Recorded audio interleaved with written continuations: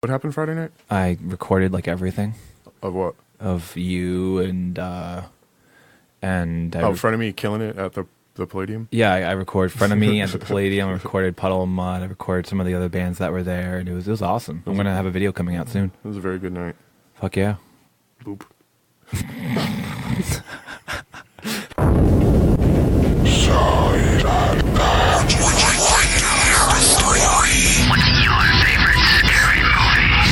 Welcome to the Darkercide Podcast. Wrong answer. Welcome to the Darkercide Podcast, where we delve into the darkest side of our existences. The morbid, the macabre, the spooky, and the absurd are all fair games as we discuss murder, UFOs, cryptids, creepypasta, the paranormal, and the dark depravity of the human soul. I am David, and with me is Forrest and Herman. How are we today? Doing amazing. I could not be any better. Yeah, it's been a good day. Yeah, it Good has day been so a nice far. day. Pleasant, wonderful, pleasant, not.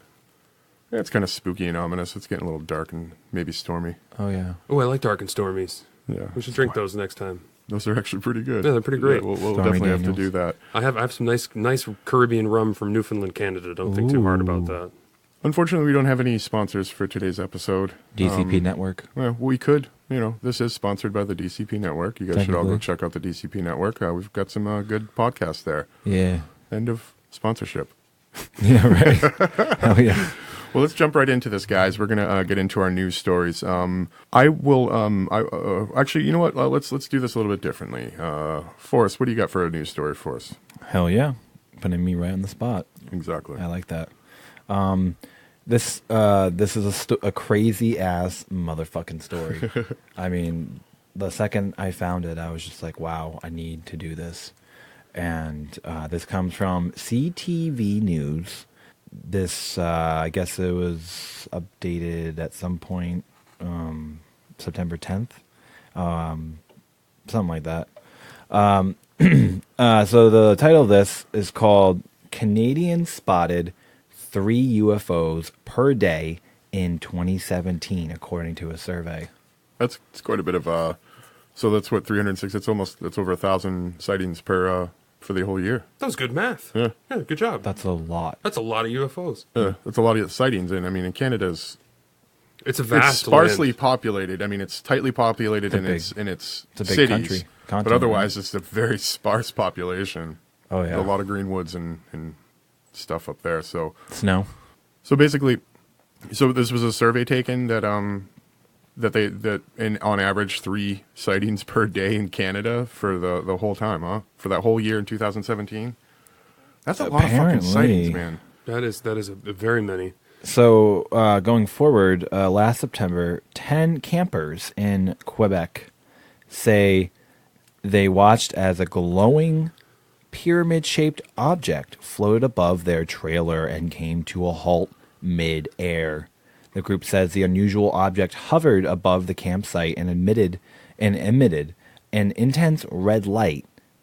A moment later, the light flickered and it flew out of sight. No, Quebec sits on a major body of water, correct? Am I wrong? Quebec is just north of Maine. That's where Montreal is. So they have the St. Lawrence waterway. Which leads into Lake Erie, but I think once you get to that piece, you're more towards Toronto, Ontario right. Okay, area. yeah. So, but you're still on a major body of water, as Forrest would say, water. Water. Yeah. But they're these water sites, these heavy flowing water sites or big lakes and stuff like that around that entire bottom part of that side of Canada. There are so many sites. Oh, there's tons of lakes and rivers up there too. It's beautiful. Highly recommend. Go. Oh, it's go. awesome. Eat the poutine. Speak some French. And you have a fairly good chance of witnessing a UFO. Pretty much from the sound of this, it's crazy. I don't know if I'd want to go camping out there. I mean, it'd be fun, but Oh, I recommend it. Yeah. Well, yeah. I mean, I've never been up that north, but Maine onward, I'm sure it's a beautiful camping area. But yeah. shit, I would go camping just for the pure chance. I mean, Oh yeah. I think I think any time I've ever had a UFO experience, except the ones that I could consciously remember. Yeah, right. Who knows subconsciously what has happened to me? But I've all been weird, cool, interesting experiences. I would never give them up. I've never truly been afraid of seeing a UFO, and I've seen multiple ones. Maybe we should all go camping then. Yeah, sounds like a Canada. good Darker Side podcast Record trip. it. Yeah, maybe we can see some UFOs up there. Or some cryptids. Fuck yeah. We can eat some pasta. So going forward, the unexplained encounter is one of the best documented UFO sightings reported in Canada in 2017. Well, they were super. I mean, with documentation is how we can get these stories out there, and the more supportive. And there were five people at that witnessed it at that one thing.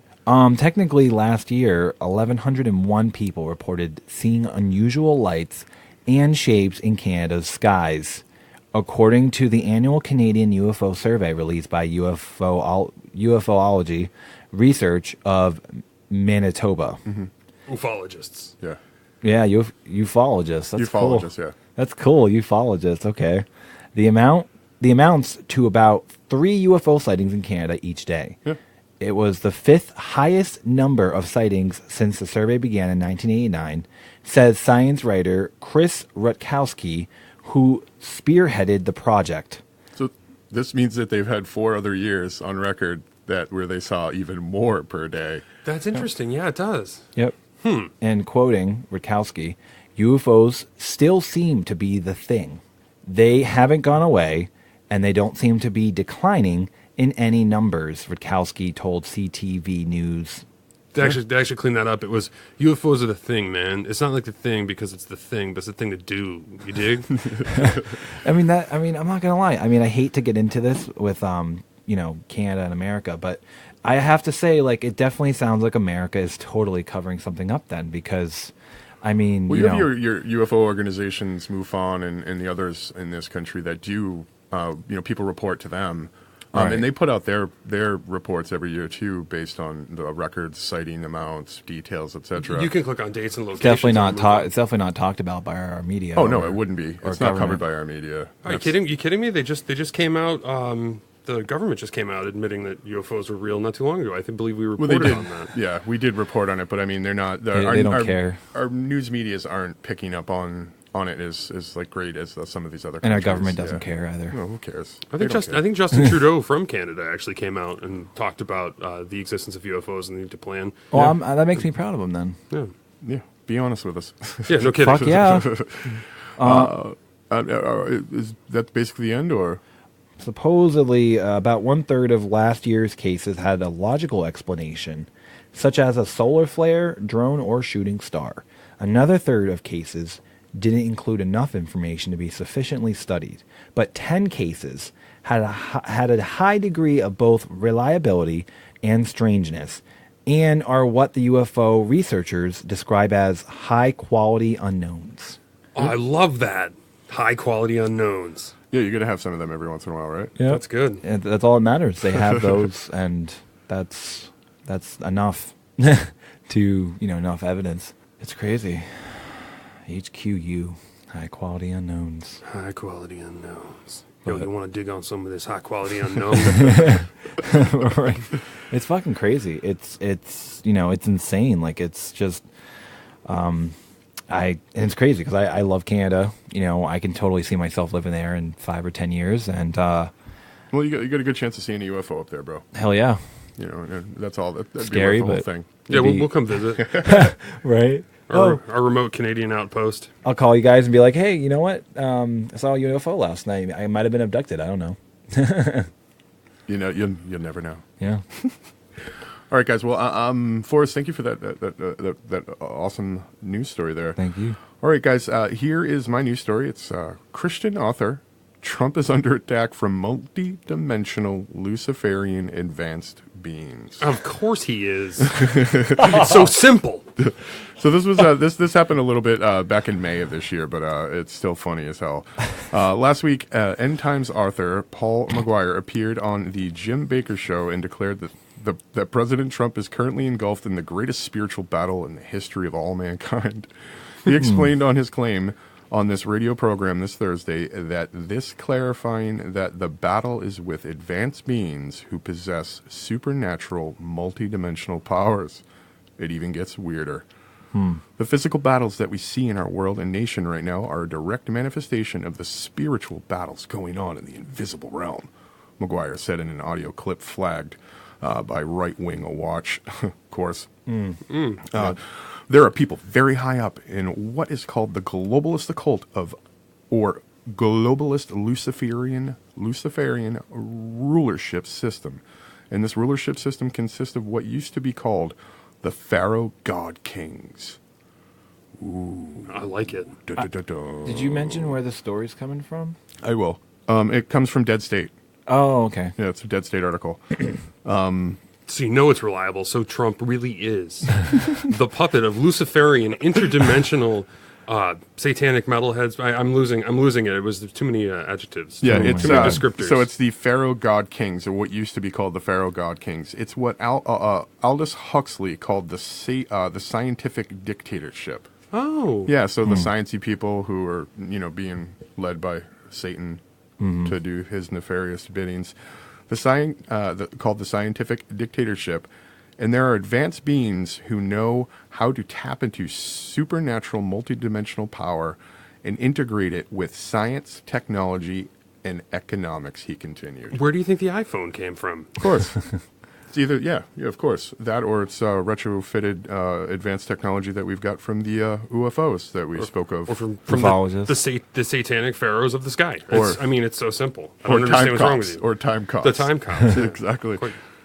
McGuire even had the hierarchical structure of these advanced beings pegged, saying that they are at the highest level of pyramidic organizational structures in which the highest ranking officers, if you will, of the New World Order and Mystery Babylon. That sounds like a great reggae song, man. Yeah. Mystery Babylon. In the New World Order. Yeah. So good. It writes itself. Right? Smoke the ganja, New World Order. Mystery Babylon. Yeah, oh, man. We're going to work on this for the next one. Are ruling the earth through an organizational structure that looks like the pyramid on the back of the U.S. dollar. Oh, my God. So not only is it UFO pharaohs from outer space that are satanic, but also the Illuminati play a role in this. Quite See, it's all connected. It's all interconnected. Oh, and it's designed to keep you down and rule you from afar and take yeah. all of your money. Mystery Babylon, they don't take us down. Right. So we gotta lift ourselves higher. Higher! Smoke that ganja. Oh my God. Nice. And they control the world because they understand that the true control of the world is done through supernatural mechanisms. Of course it is. It's so simple. It's not your voting or your hanging chads. Well, I guess Hollywood was right all this time. End of news story. So we know that this guy's a fucking nut job. But hey, Or who knows? is he? He might be Wait, the only person so with the real truth, Dave. What's the background this guy comes from, like politically? He's an end times author. He's a Christian, a Christ follower. Oh, yes. He's a man of the book. The man of the book who is also deeply enriched in this backroom darkness. He hates Trump. Obviously, he doesn't. Really No, he care loves for Trump. He loves really? Trump because he says that he's being attacked by these superdimensional creatures. Trump's fighting the Sky Pharaohs for he's, you and he's fighting the fight so that our souls will be preserved in righteousness for the rest of the world. And he's fighting these interdimensional beings who have Luciferian powers and Interesting. Yeah, so he's End Times is a news organization that preaches the end times of the world as according to the book. Yeah. The Fire and Brimstone Bible. Yeah, exactly. So, and his background is that he writes for this, and he's also a pastor, a Christian author. So, yeah. So that's his view on why Trump is killing it right now, because he's fighting these dimensionals. Yeah. This would actually make a really good prog rock or a degent metal sort of concept album. Exactly. I think. Absolutely. All right, Herman, what do you got for us for a news story? You got a little. I don't have anything quite as heavy as all of that. Which is good because you got to lighten up the mood a little. We at the Darkercide Podcast are not ableist in any way. So I wanted to bring this piece of knowledge to all of you. A man with no arms stabbed a tourist in Florida, police say. This comes from USA Today, so you know it's fake. Miami Beach police say 46-year-old Jonathan Crenshaw held a pair of scissors with his feet and stabbed 22-year-old Cesar Coronado just after midnight Tuesday. This is from the Miami Herald. Crenshaw is well known in Miami Beach as a street artist who uses his feet to paint, according to local media. Coronado was bleeding from his left arm when he was admitted to the local hospital.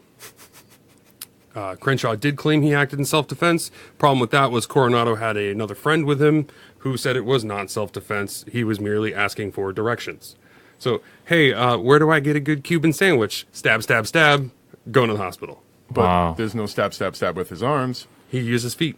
Very nice. Yeah. Yeah. That's what I was It's a thinking. very interesting and it's a very appropriate Floridian news story. It sounds like Florida. If it sounds like it came out of a carny, it's coming from Florida. Or Texas. North to south, east to west, doesn't matter. That part of that state is full of amazing and interesting news stories. Oh, It's all walks of life down there, and it's the heat in the swamp, I think, that really just gets inside. Alligators. I can only imagine Alligators. that amount of humidity and heat always. And then when it's not, it's stormy as fuck. Yeah.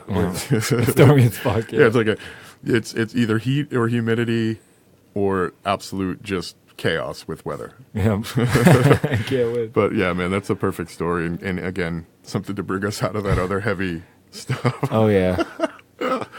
Oh, good job, guys. Good job. That is the Darker Side news stories for today, guys. Just dropping knowledge like bombs on you. Heavy bombs, y'all. Oh, yeah. All right, we're going to get into Creepypasta Corner, guys. I got a pretty lengthy one, but it's a good one. All right, guys. Well, this is a creepypasta called The Fourth Child. You can find this on creepypasta.com. Again, it's called The Fourth Child. My mother, my siblings, and I moved into this awesome new house a few months ago. It's a really cool plantation-style home out of the way, out in what was once a rural area outside of New Orleans. By now, the area is a little more built up, so it's really more like a spacious suburb. Anyway, it had been about 9 months since our father died. My mom really wanted us to get away from our old house. It was full of too many memories. She wanted us to have a cool, spacious house to play in and give us a fresh start. Apparently, we got this place at a decent deal because the former owner was the old woman who passed away, and her family wanted to get the extra house off their hands. She died peacefully in her sleep, but it still made us a little uncomfortable, so no one moved into her bedroom. We just let it be a guest room if at any time we had visitors. We had a wonderful neighbor named Miss Leah, who lived next door to us, about half a mile away. She is a small but powerful built woman who welcomed us to the area with open arms.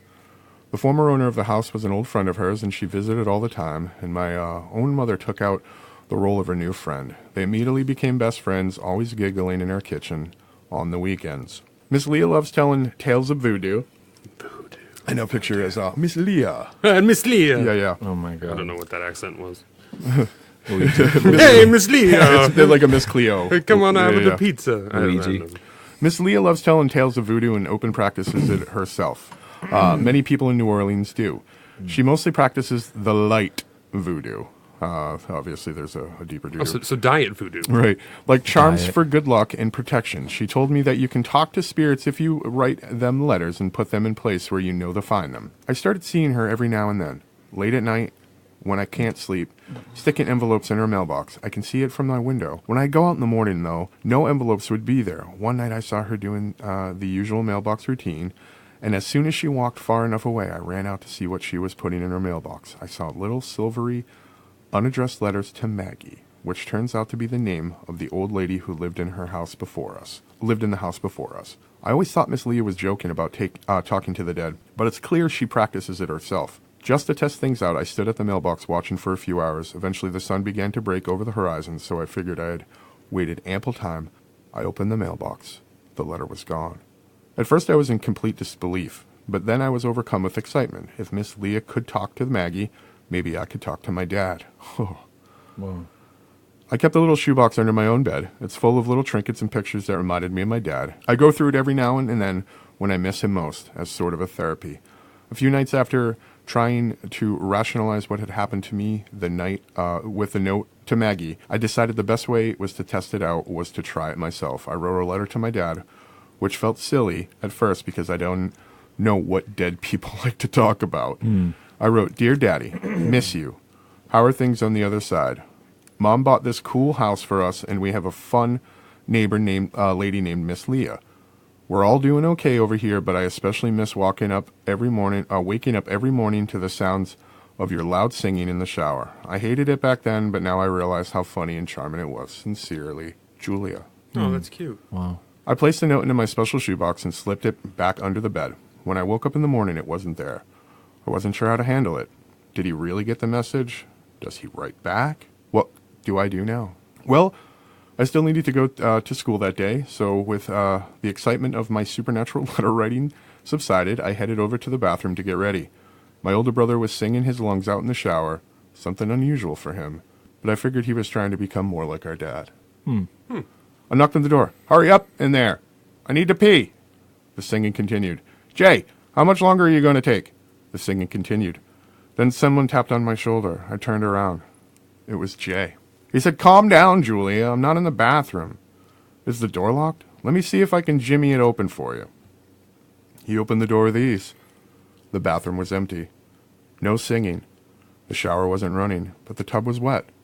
I walked in and I started brushing my teeth. Amused by what had just happened, I noticed the mirror there was a little bit foggy, as though from the shower steam there was a message written in the mirror. It said, how bad do you miss me? What? I walked the fine line between being totally freaked out and super elated that my dad was communicating with me. I wrote another letter that night. Haha, I miss you more than you can possibly imagine, Daddy. Don't ever doubt that, but tell me, how are things on the other side? That morning I woke up. The letter in the shoebox was gone. But I noticed a new letter near my door. It looked like someone slipped it under there. I opened it up. It said, what do you want most from me? I found it weird that my dad wasn't really carrying the conversation well, but I decided to write a quick response and go to school. I wrote, well, I guess what I want most is for you to come back and play with me like old times, but I know that's silly. When I got back from school, I went straight to my room to check on the letter. I opened the door, and my dollhouse, which was stored in the attic, was smack in the middle of the floor. My mom had been at work all day, my brother was still at swim practice, and my sister went to the mall with her friend after dropping me off at home. I don't know who could have moved it, except maybe my dad. I saw a note next to the dollhouse. It said, play with me. I would have just asked for like a peanut butter and jelly with no crust. Hell yeah, right? My body froze. Something was unsettling about this whole setup. I didn't feel like I was in danger or anything, but I just wasn't comfortable. I walked to Miss Leah's house, and she was sitting on the rocking chair on the front porch with her cat, Rufus, in her lap. Of course she had a cat named Rufus.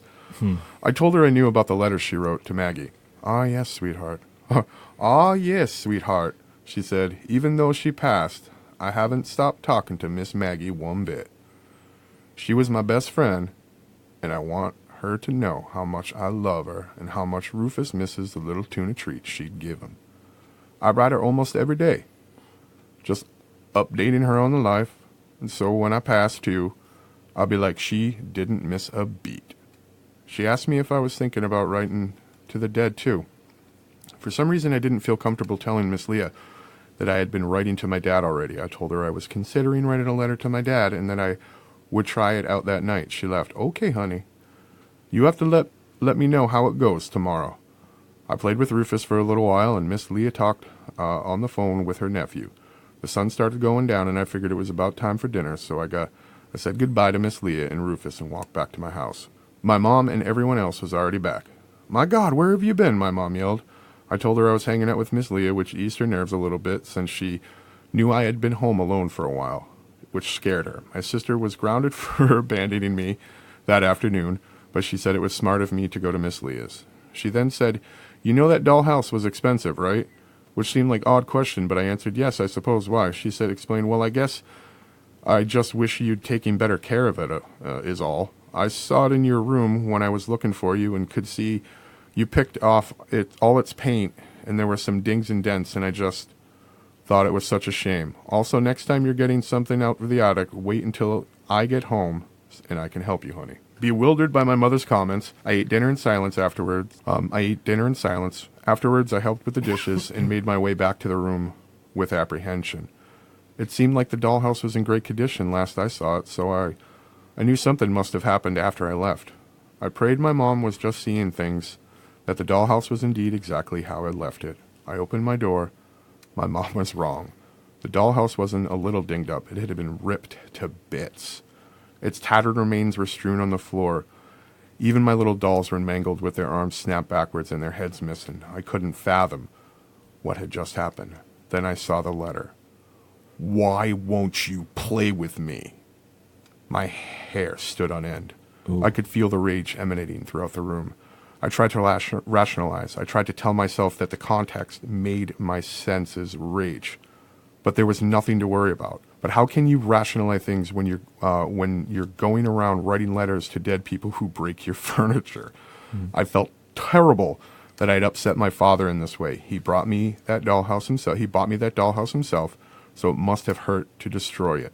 I immediately wrote a new letter to my dad saying, Daddy, I'm so sorry for not playing with you. I love you, but I think we need to let it go. You belong on the other side. I belong here. I just want to say one more thing, something I never got a chance to say before. Goodbye, Daddy. Julia. I slept with my brother that night. He was nice about it and didn't even ask what I was afraid of. He could tell I was disturbed and he didn't want to push me. Before we went to bed, he did say one last thing. You know there's no such thing as monsters, right? Yes, I whispered. At that point, I wasn't sure if I was lying or not. It was still comforting to say. It. I didn't think I was dealing with a monster, at least. I wasn't sure about it. I didn't even really know what a monster was supposed to be. A dragon? A boogeyman in the closet? An angry father? The next day was Saturday, and I still wasn't comfortable being in my room for long. I got dressed, walked to Miss Leah's. I wanted to leave the house without checking the shoebox. It felt like I was leaving an angry parent and wanted to give them time to cool off before we talked again. Miss Leah was sitting with Rufus, as usual, and they both watched the Blue Jays hop around in their yard, which is a thing you can do quite frequently in the South. Yeah. Rufus slightly more attentive than Miss Leah. Well, hey there, sweetheart, Miss Leah called out. How did it go last night? I knew she was talking about the letter, and I knew she'd known exactly how to fix things, but before I could begin speaking, she interrupted. Let me guess. It didn't work. Why would you say that? I asked. Because I know better than anyone else the spirits can't move physical objects. I have to use my special charm paper to write to Maggie, and I doubt you got any charm paper. Oh. Well, She ain't got no charm paper. I felt a little ashamed after that. I'm not sure why. I guess I just felt like I'd been deceiving Miss Leah. I didn't tell her the whole story. I just told her I thought it worked because the letter was gone. Well, Julia, my best guess is you got a prankster in your house. Probably. Probably your brother. He's too silly for his age. She went on about it, all the things she told Maggie. She said it didn't happen often, as if was hard for Maggie's frail little spirit to do much of anything except read.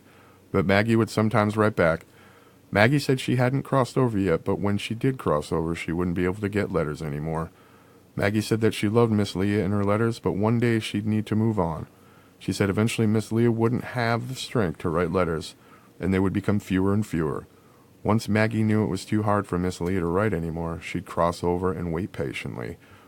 With Petunia, another one of Miss Leah's cats who had passed away. oh. Maggie said Miss Leah would know when she crossed over because her letters would stay in the mailbox and no one would take them. I wandered home later that afternoon wondering if Dad was ever going to cross over. I wasn't sure how to feel. I know what I saw and what I did. I wrote letters to my dad. I left them where he'd checked, our box. They were gone later. I heard him in the shower. I saw his message in the mirror. I saw the dollhouse in his notes. I know no one in the house could have moved the dollhouse. I was certain it was Daddy. I arrived in my room, fragments of the dollhouse still scattered on the floor. I remembered the last letter I wrote, the one that asked my dad to move on. I was afraid he'd be angry with me. I was afraid he'd accuse me of not loving him enough, of lying to him. I didn't want to check the box, but I needed to see if he got the message. It opened. The letter was gone. But in its place was a new letter.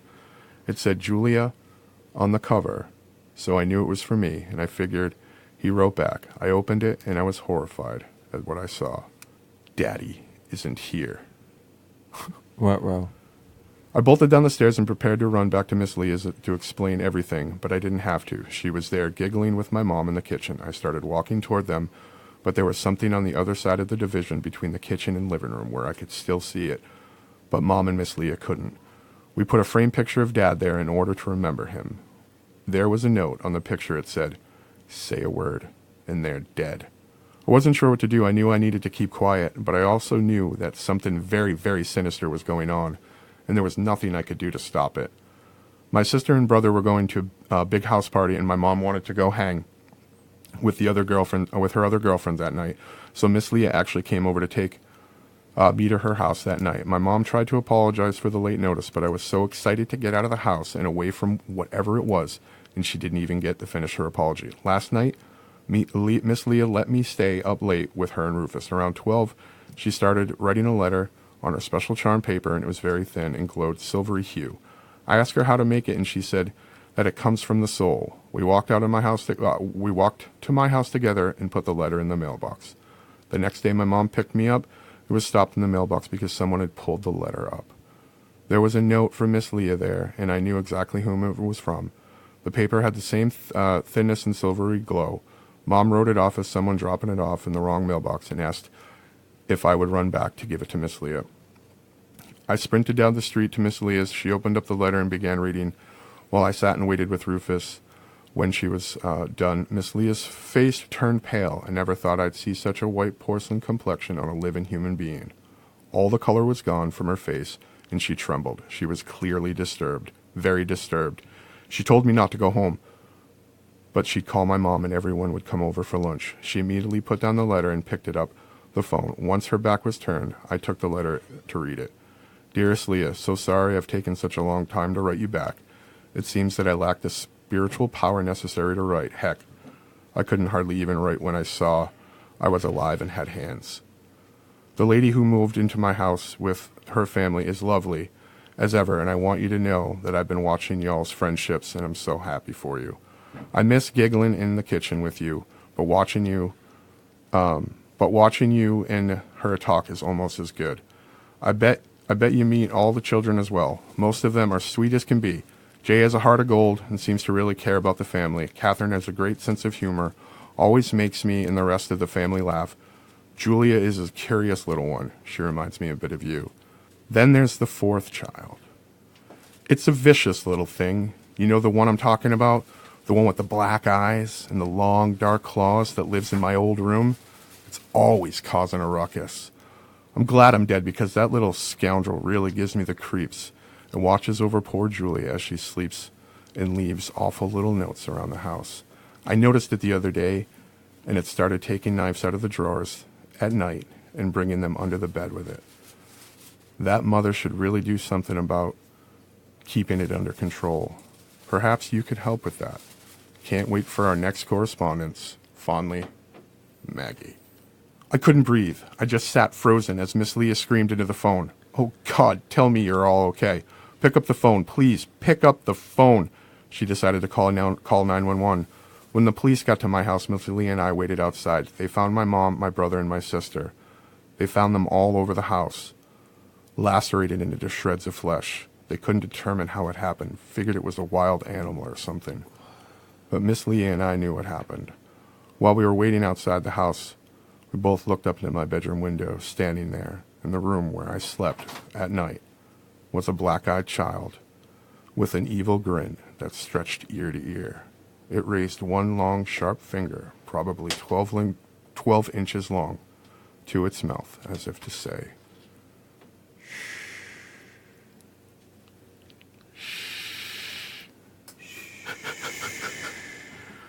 That was a sweet little creepypasta about a black-eyed child. If you haven't heard about the black-eyed children, I suggest you go out and do some research. They're beautiful. Don't let them into your fucking house. Just don't. Yeah. Oh, God. Don't. That was a lengthy one, guys, and thanks for sitting through that, but I think the payoff is worth it. That's a good It story, was so worth Absolutely, it. absolutely. Fuck And yeah. the writer of this, again, I'm not really sure, but I mean, good on you. Yeah. It was a cool little twist of like including the black-eyed children was awesome in my opinion. Hell yeah. Yeah. Creepy. All right, guys. Well, that was Creepypasta Corner. It was a little interesting piece that we did there. Let's get into the diving deeper into the darker side segment. The Hart Brothers, Part 2. Part deux. Part 2. Hell yeah. So when last we left our heroes, they were being pursued for the sum of $300, $50,000 today, by Kentucky Governor James Girard, I think. I don't know, Gerard. Whatever I said last time was right. Yeah. So at this point, the Harps began to make their way up to the Bowling Green area, where they ran into a man by the name of Frederick Stump, which is an unfortunate name. Yeah, unfortunately. Stump was fishing in an area near where the Harps were camping and saw the smoke from the fire. Thinking some new friends were in the area, Stump ran to grab his violin and a turkey for dinner. He arrived at the Harps camp.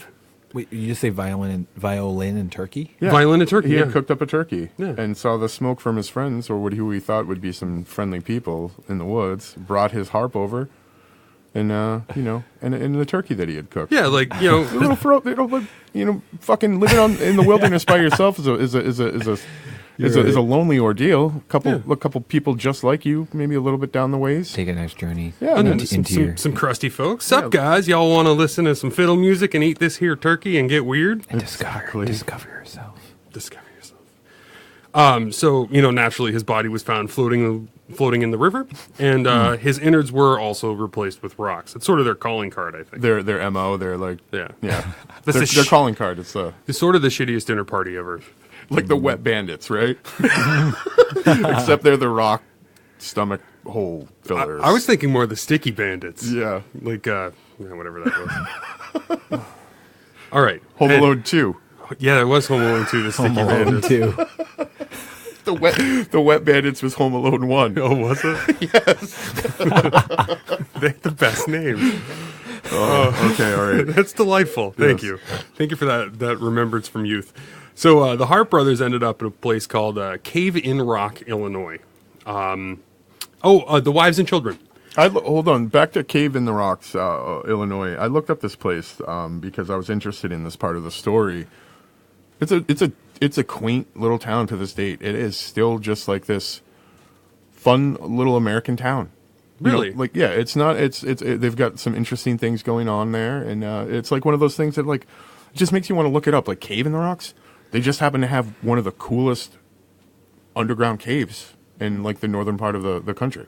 Interesting. Oh, Yeah, it's an interesting little place. So it's like the kind of place you could go have like a pie eating contest. Right, it's at, also a place that with these types of cave systems and stuff, a couple of corn swallow. I don't know what would swindlers. horn swaggling. Yeah, horn swallowing sons of bitches and shit like that. Yeah, man, this is a place that they would probably want to go because they could easily hide shit. Yep.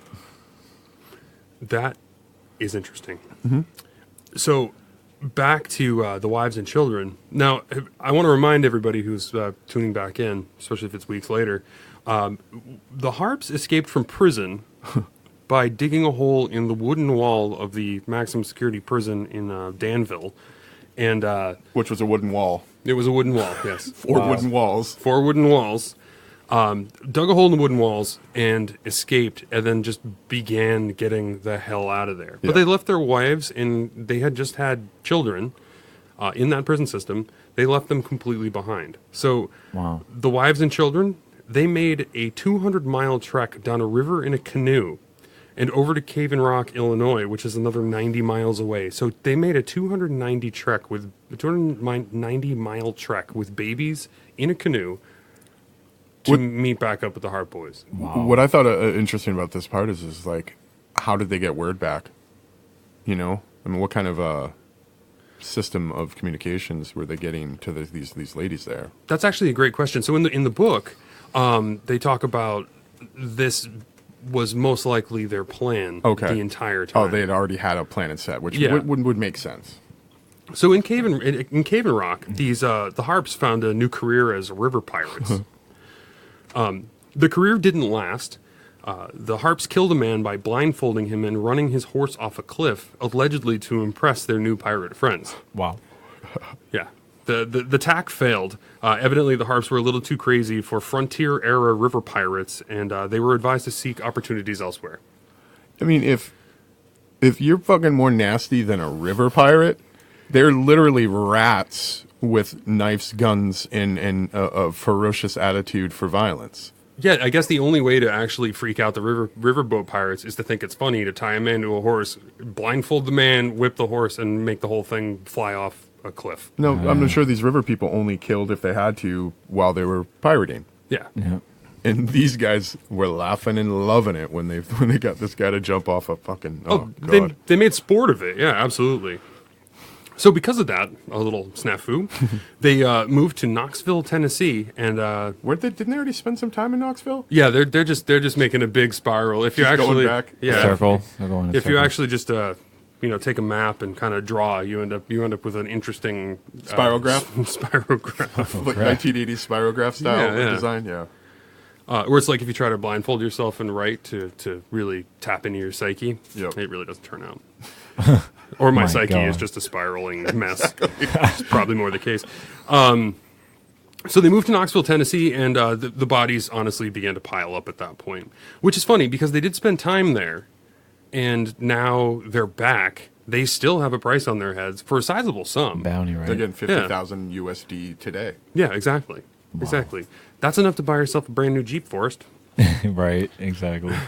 Anyway, they did find one person as the bodies began to pile up. They found one person who had his brains smashed against a tree. Wow. Evidently, these two gentlemen, I use the term extraordinarily loosely, found this person and didn't like what he had to offer, or he was in the wrong place at the wrong time, and just beat him against the tree.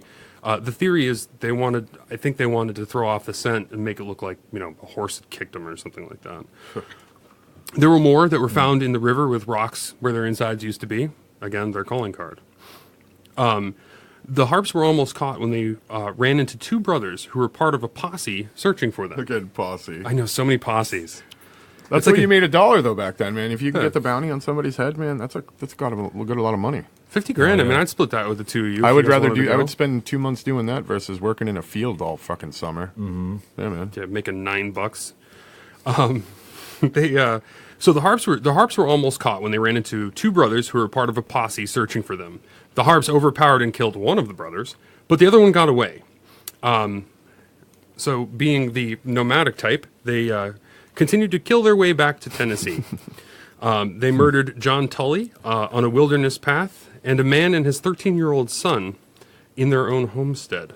Wow. They left the body of the little boy and a small girl who had been beaten into a tree. Like same faith that other gentleman did. Yeah, they- basically just beat into a tree. Ugh. Again, this is the darker half of this story. Oh, yeah. Most definitely. Very dark. Yeah, and I'm sort of glossing over some of these because it gets worse. Then the Harps ran into an encampment of the Trisword brothers, their wives, and their, quote, servants. Oh, good lord.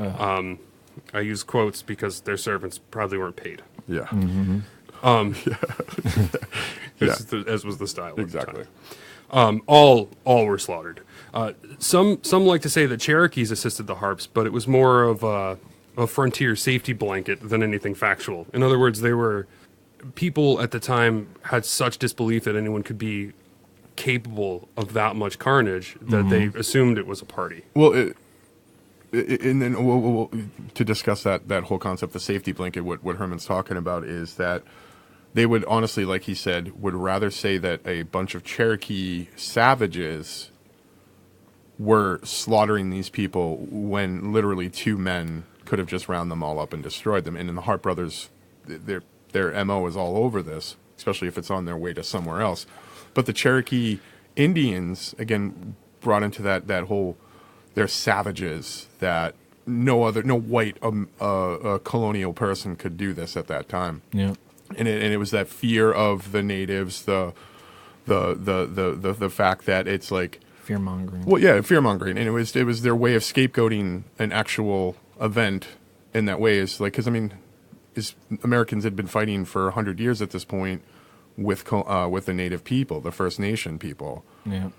and the people who sided with the British during this whole part and were the savages, and Yeah. let's blame it on the native the First Nation persons. Yeah.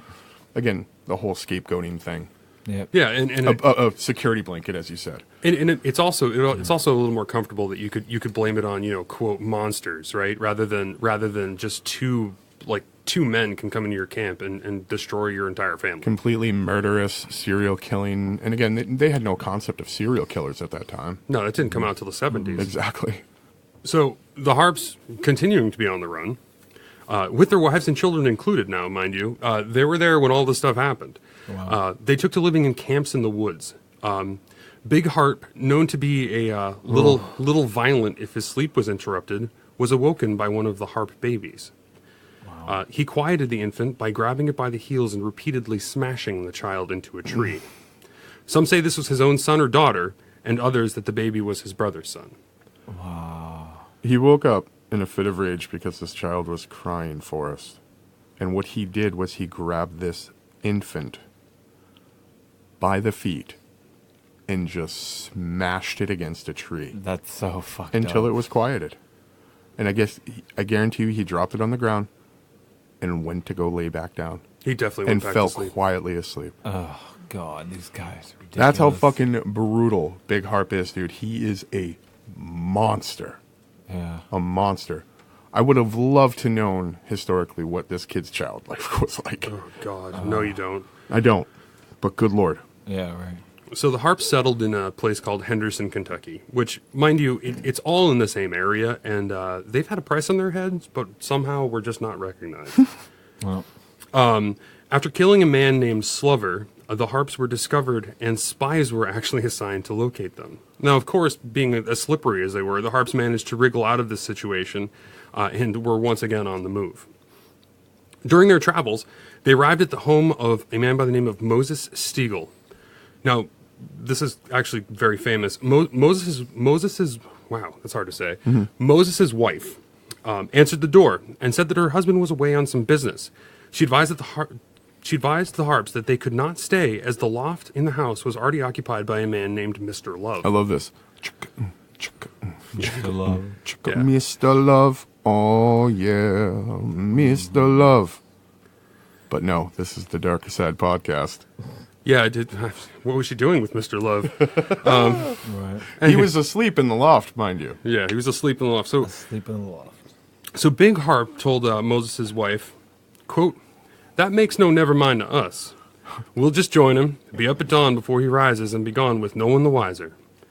Mrs. Stiegel, of course, led them into the house, urging them not to wake her colicky baby, and led them to the loft. The story goes that snoring away in the loft was Love, with the Harp brothers trying to settle in for sleep. Little Harp was said to say, "Jesus, he is loud. How are we going to get any sleep with that going on?" Big Harp grabbed his knife and slit Love's throat, and the two brothers went immediately to sleep. Quietly to sleep. Wow. As Mr. Love. I just picture Mr. Love that's just happy love, just loving bro, who's just like, oh man, I'm staying at a B&B. This shit's fucking tits. What if they like? I can. And he's all like, oh man, and that wife, oh, she got some birthing hips on her. I'm gonna have some fun with her. Hell yeah. And that's what he was doing for the last, he was staying at a B&B for a few days until he got on to whatever he was doing. To just being crusty frontier people. Yeah, Oh my God. but good Lord, and he didn't meet a very loving end at all. No, I mean, at least he no. was asleep and didn't have Yeah. to really be. That's true. Good on him for that. So the next morning, the Harps went down the stairs, and Mrs. Stiegel answered them and advised that there would be no breakfast because the 4-month-old baby, who again was colicky, was coughing, wheezing, and crying. Big Harp offered to rock the baby to sleep while Mrs. Stiegel cooked breakfast. That Oz is. Yeah. Yeah. Sit on that for a second. She agreed. She probably just needed a break. Every now and then you want somebody else to watch your kids. So you need some crazy Ask any mother who of either one child, multiple child, just a woman who's got, ask Rachel. Yeah. Yeah. Right. Ask any woman. Yeah. So if you've ever witnessed a colicky baby, they just scream constantly because they're miserably in pain. There's an operation you could do for that. Usually it has something to do with the esophagus not closing and them having incredible indigestion. yeah, but a baby not sleeping means nobody in the house is sleeping. Yeah, nobody in the house, except for Mr. Love, I guess, can sleep through that. The Harps quieted down the baby to Mrs. Stiegel's astonishment.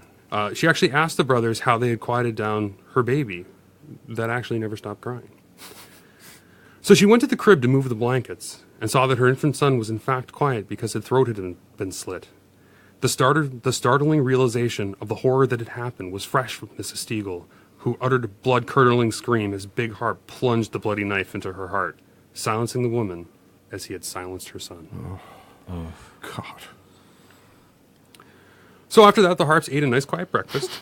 Then they set the So house. sick. Then they set the house on fire by rounding up the Stiegel's dogs, putting them in the house, while setting the blankets on fire in the stove, which had piled on it a few chairs and the cradle with the dead Stiegel infant still in it. Wow. Yeah, these guys were fucked. So evidently they may have crossed a few people's lines with this one. A few? I mean, the entire decent, loving people population of humanity, I'm pretty sure that they crossed that line. Oh, yeah. Yeah. Yeah. Yeah, I read this a few times. I'm like, they actually piled Dude, the they dead killed baby. a fucking, they killed a baby. They killed Two. a new mother. They killed a fucking guy named Mr. Love. You can't. And do then that. they fucking burned all of the dogs along with all the dead bodies alive in that house. So when They crossed a lot of lines. when they set Yeah. the house on fire, the dogs began howling as a As burning dogs creature would. would do. Oh, And Big Harp was supposed to have said, "They probably smell hell." Oh my god! That- Coming from Big Harp's mouth, that was like the yeah. God damn, they probably smell hell. So Wow. naturally, because of the fire and the death of his entire family, Moses Stiegel was slightly incensed by this. People went after the Harps, and they're said to have killed two folks that were chasing them after the fire. But it was a neighbor of Stiegel's, Silas McBee, who raised a... Posse. That's the one. Oh, man. Including Stiegel, who had actually just lost his entire family to this. God. They struck out in search of the Harps. McBride came upon the Harps in a camp and raced in to seize them. In the fray, the Harps escaped. Big Harp rode off on his horse, and Little Harp ran into the wilderness.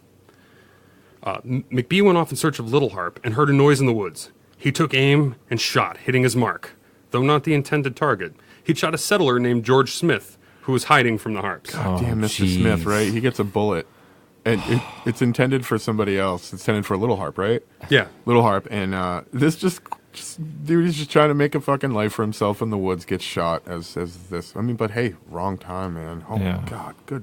Sorry, Mr. Smith. I'm Smith. So, yeah, it's probably It relevant. is forced. It's probably he's definitely not one of the ones that continued your line, but yeah.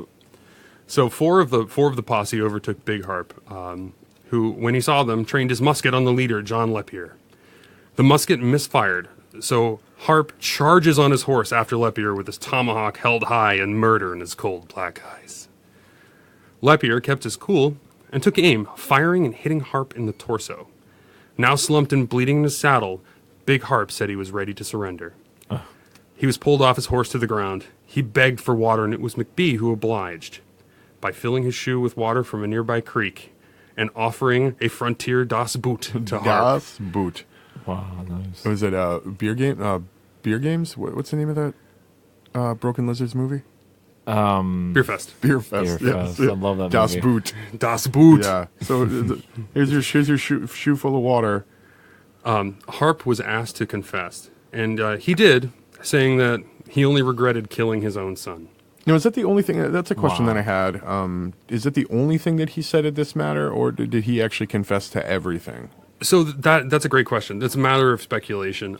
There's some that say that he confessed to absolutely everything. Others say that it was just the murder of his own son. It's a colder story to say that the only thing that ever affected him was smashing his own baby into a tree. But Yeah. I mean, it's also the most human thing that he could have thought about at that point. right. I regret nothing else but killing my own child. Yeah. That makes Yeah. more sense Yeah. to me, to be honest. yeah. But you know, the child was probably better off knowing who the father was. So, but you know, amen to that, or you know, God rest its soul. Yeah, so Yeah, right. there's remorseless Big Harp lying on the ground, and it was left up to Stiegel to cut off Big Harp's head. Some say while Harp was still alive and kicking, Moses Stiegel cut the thing off. Well, this is Stiegel. Moses Stiegel is the one who he killed his family, right? The whole family and Mr. Yeah. Love, which is probably his business partner. Well, I mean, if anybody was to cut his head off, it would have been him for sure. Well, yeah, you give that guy that honor. Oh, Lord. Some say that Stiegel actually shot Harp first, which I prefer to believe because it's really cold to slowly slice somebody's head off with a buck knife, but either way. Regardless, it was displayed as a deterrent for any would-be highwaymen to see. Just kind of the head was shoved in a tree, for years, actually. Wow. Little Harp did manage to escape, and the Harp ladies were arrested for their presumed part in the Stiegel killings and were found... Guilty? No, they were found innocent, of course. Oh, good. That's good then. Yeah, the ladies were innocent, dude. Yeah, they what they said was that the Harp brothers wanted to kill all of the children to speed up their flight. Ah. Yeah, which I believe. It was years later, in 1804, when Little Harp surfaced again using the alias of John Seton. He and a friend named May were attempting to collect the bounty on a highwayman named Samuel Mason. They did this by bringing in the carefully preserved head of Mason that had been split by a tomahawk. Oh, yeah. Harp was recognized, of course. Wasn't he a fiery redhead? Yeah. Oh, totally. I mean, so he... Fiery redhead with blue eyes that split somebody's head open with a tomahawk. He's not that far away. He was in Natchez when he did this. So. But I mean, like, you're an idiot, dude, to think that you're not going to be recognized. You were a small breed of people. You're a fucking fiery redhead with blue eyes. Yeah. You've got in the South, you know. You've got a partner, use him. But I mean, at the same time, these guys have gotten away with everything pretty yeah. much, and this guy especially. Sneaky bastards, man, for sure. He actually wasn't even recognized until he brought the head to court. They had to raise money in Natchez. They had to raise money to pay the bounty for Samuel Mason, and they did.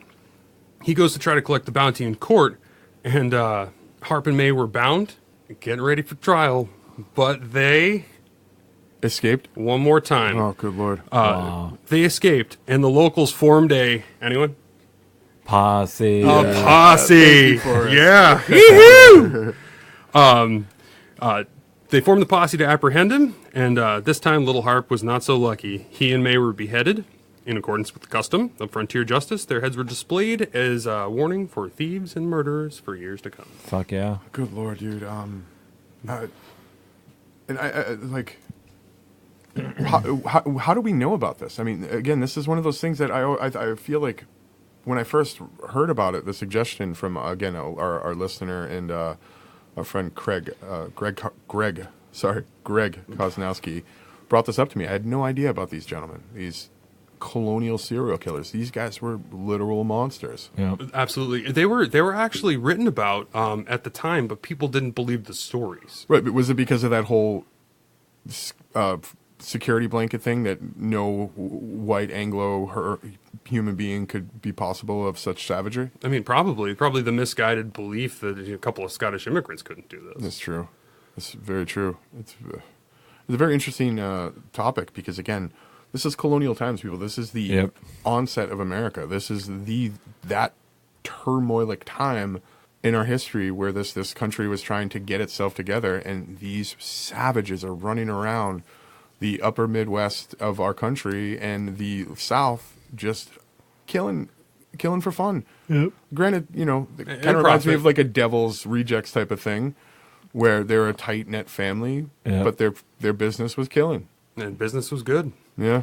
So they say that they have killed anywhere from, I've read 20 to 50 people. They could have, honestly, with all the undocumented deaths and savagery, they could have killed way more than that. And we would honestly never know. My guess is at some point, the rocks in the belly had to have worked. In part one, when you started, when you told us about the first official Hart brothers killing death, it made me question how many did they not know of the unofficial possible first bodies of these two growing up, or on their during ways. the Revolutionary War, even How much fun did they have killing during in the battlefields? Yeah. Exactly. I mean, war is a great place to cover up savagery, but I mean they could have been killing these serial killing motherfuckers all the time. Yep. They could have been. They could have been killing their own people and anybody that crossed them and just blamed it on the war.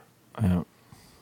It's fucking incredible. It's an incredible topic. I'm very happy that we dive deeper into this topic. Me too. Yeah, and again, I cannot recommend enough this book, Killer Brothers: A Biography of the Hart Brothers, America's First Serial Killers by Wallace Edwards, available on Amazon. It's like $3. It's awesome. It's really good, really well written, and it's as dark as it is, it's kind of fun to read. And I definitely, that was my go-to for the story. And awesome, man. I want to thank the author for that. And what, Greg? Koznowski, thank you very much for bringing this to our attention. Thank you, we Greg. can't say that enough because the Hart brothers are definitely something that I haven't heard in any type of history class or podcast or anything else. It would literally make the darkest movie. You probably wouldn't even be able to show it in the U.S. and be rated NC-17 or something like that. I would love to make a movie like Yeah, I this. mean, like, just the imagery of the children beatings and stuff is just horrible. I bet. Just thinking about somebody's entire head smashed into a big old giant southern oak. Yeah. Yeah, it's bad. Oh, good. One of Fucking them, awful. Yeah, man. one of them ant-covered turpentine pines. Yep. All right, guys. Well, that was the Darker Side Podcast, episode 20. Boom. Fucking 2-0, baby. Boom. We've reached another milestone. Everybody, I am David, and thank you again for coming to the Darker Side. You can reach me at Facebook at David Pottle, Pottle. You can find my band at Frenemy Providence. That's Frnemy. You can also check out our network at DCP Network on Facebook and all the other bullshits. We've got some great podcasts under our belt and a couple new ones possibly in the pipeline. Heck yeah. And again, you can find me on all the other social media bullshits. Just look up David Pottle. Yep. Forrest, what do you got? You got me. I'm on Facebook. Forrest. When did you TV. start talking like I'm Forrest and I'm pretty badass? I heard know. a story about the South, so now I'm going to talk deep South. Yeah. Give me a sack of milk and a Yeah. bowl of ale. Yeah. I'm on Facebook. I'm on, all that good stuff. Forrest G Media. It's on Facebook. Getting lost in the forest. And Glit F. Yeah. Glit F. Glit F. GLITF. GLITF. I'm on Facebook, Podbean, iTunes, Google Play, all that great stuff. We're also on all that on Darkercide Podcast. We're also on Spotify, which is awesome. I love Spotify. Yeah, you can see all those. Soon your podcast will be on Spotify. And again, DCP Network, guys, like our page. Please. We're just going to bring you really incredible content. Hell yeah. Just bear with us while we get all that stuff established. Hell yeah. Boom. Herman, what do you got, brah? I'm invisible. Hell yeah. Or you can find me on Instagram at HermanBrow. That's HERMANNBRAU at Instagram. Send me pictures of your cats and stuff. Hashtag motorcycle in front of stuff. My bike in front of stuff. My bike in front of Heck stuff. yeah. It's a good hashtag, John. Yeah, block your scenery with your motorcycle or your bicycle. I don't care. I'm not equal opportunity. Whatever you Right. ride. 49 cc's, it's fine. Whoever, whatever you ride, All right. equal opportunity. Hell yeah. Get out in the wind, brother. All right, guys. Well, that was the Darker Side Podcast. Until next time, Until next time. go back to the darker side.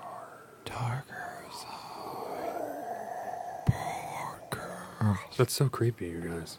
I don't want to scare them. Heal yourselves. Boom.